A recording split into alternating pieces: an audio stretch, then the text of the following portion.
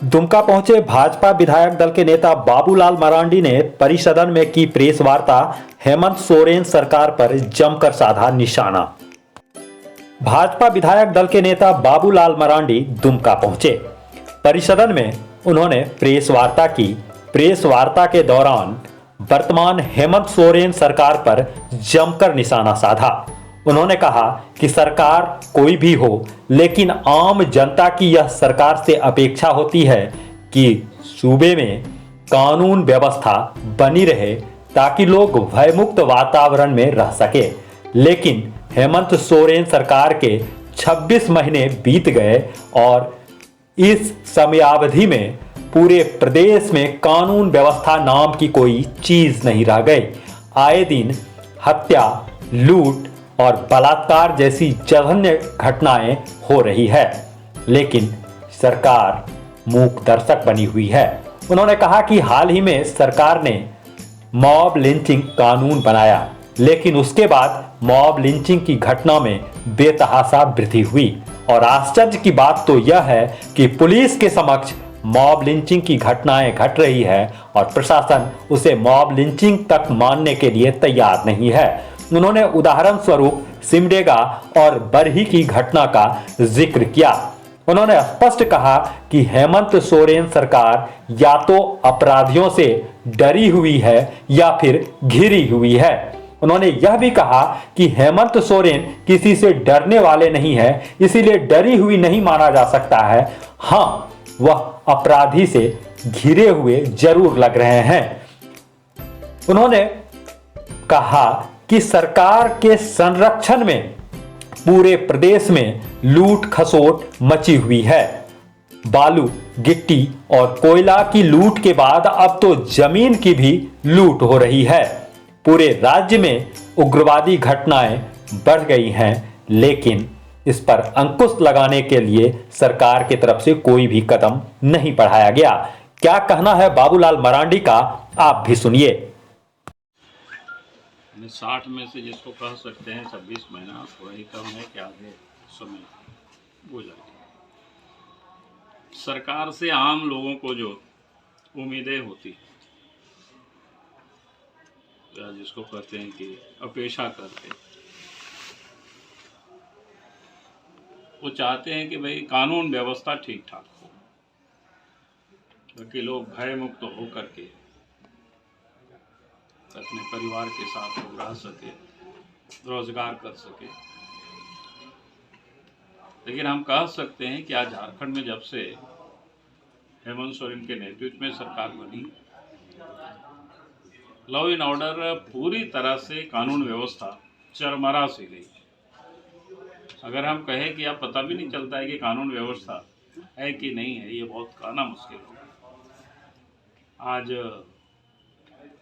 पूरे प्रदेश में चोरी, डकैती, हत्या, अपहरण, यहाँ तक कि बहु बेटियां की इज्जत भी सुरक्षित नहीं है। छोटे छोटे बच्चियां भी दुष्कर्म के शिकार होते हैं, हत्या कर दी जाती है। इस प्रकार की घटनाओं में लगातार इजाफा हुआ। फिर पिछले सत्र में आप सबने देखा कि मॉब लिंचिंग को लेकर के सरकार ने कानून बनाई, लेकिन उसके बाद लगातार मॉब लिंचिंग की घटनाएं हुई और घटना भी इतनी हृदय विदारक है। कुछ घटना तो पुलिस के सामने होती है। मैं एक घटना को उल्लेख जरूर करना चाहूंगा कि सिमडेगा की घटना। वहां जिस प्रकार से एक दलित नौजवान को घर से पकड़ करके निकाला गया और उनको मारा गया, और वहीं सामने लकड़ी पड़ा हुआ तो उसमें आग लगा करके उसमें उनको डाल दिया। उस लड़के की पत्नी पुलिस की पैर पकड़ते रही। कोले बेरा ठाटा टेंगा दो थाना के पुलिस वहां उपस्थित कि कम से कम हवाई फायरिंग करिए कि पति बच जाए। लेकिन कुछ भी पुलिस नहीं किया। पुलिस एक प्रकार से मूक दर्शक बनी रही। जहां जो घटना थी, घटना स्थल है जिला मुख्यालय से मात्र 15 किलोमीटर की दूरी पर। सड़कें इतनी अच्छी है कि 70-80 के स्पीड में गाड़ी चल सकती है। दूसरी घटना अभी बरही में हुआ रूपेश पांडे के साथ। वो भी लड़का जहाँ एक मोबाइल की दुकान में काम करता था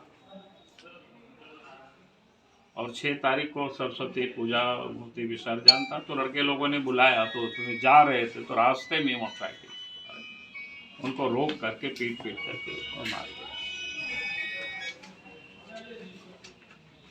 और कार्रवाई करने के बजाय उसके बाद जो लोगों को पता चला, फिर लोग रुके, तो कुल मिलाकर के 27 लोगों के ऊपर नेम्ड FIR हुआ। और 2 दिन पहले जब गए थे तो उस दिन तक मात्र 5 लोगों की गिरफ्तारी हुई। और पुलिस की ओर से जो बयान आया, कल या परसों आया बयान, वहाँ के विधायक ने भी, हजारीबाग के विधायक ने बताया और अखबार में भी छपा, उसको मॉब लिंचिंग मानती नहीं। उन्होंने कहा कि भाई 6 लोगों ने मिल करके लड़का को मारा, जबकि मॉब लिंचिंग की जो बिल जो पारित किया है विधानसभा से, उसमें लिखा हुआ है कि 2 से अधिक लोग, ऐसे भी IPC में 5 से अधिक जहां भी लोग शामिल होते हैं उसको मॉब माना जाता है। आप सब लोग देखते होंगे जब 144 लगता है तो सरकार प्रचार करती है भाई 5 से अधिक लोग, कहीं भी लोग इकट्ठे। SP कहते हैं कि भाई 5-6 लोगों ने मिल के मारा, और इसके बाद मॉब लिंचिंग के तहत FIR दर्ज नहीं होना। और 2-3 दिन तो पूरा 4 जिला में, चतरा, हजारीबाग, कोडरमा, गिरिडीह, इंटरनेट को ही बंद कर दिया था। हम परसों गिरिडीह में थे तो वहाँ तो राज्य की जो हमने कहा कि कानून व्यवस्था इतनी बद से बदतर हुई। फिर जब 2019 पहले रघुवर दास की सरकार थी तो मानो लग रहा था कि झारखंड में उग्रवाद पूरी तरह से समाप्त हो गई, लेकिन अब तो घटनाओं का दौर किस प्रकार से चला आप सब लोगों को ध्यान में है।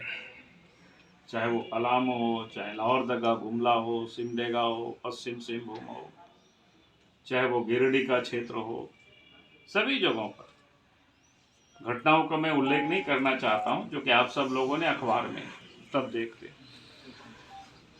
मैं एक घटना जरूर कहूंगा कि किस प्रकार से ग्रामीण क्षेत्रों में, जंगलों में, या आज जो हेमंत सोरेन की सरकार है वो बिल्कुल डरी और सहमी हुई है, उसका एक उदाहरण ही पर्याप्त है। पश्चिम सिंहभूम में मनोहरपुर विधानसभा के पूर्व विधायक रहे गुरुचरण नायक, उनके